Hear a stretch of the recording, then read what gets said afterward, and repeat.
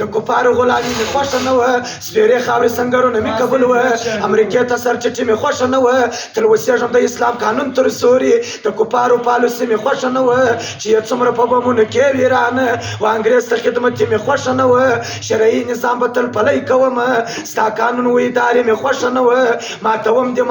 دې امریکې دا د ټرمپ سپینې ماڼۍ مې خوښه نه وه نور دې نه پرېږدم وطن کې غلامه ای راغلې غلبګې مې خوښه نه وه سار ګلانه بیزار شم له پاک دینه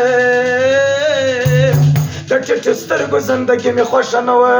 څوک ژاړي له ماتمه د چا سره د غبرګ لاسونه څوک سره وایي په چکو چا آباد کړله مالونه څوک ولاړله ماجر سوه چا دلې واخیستل خوندونه انشاءالله ژر به یې کت کو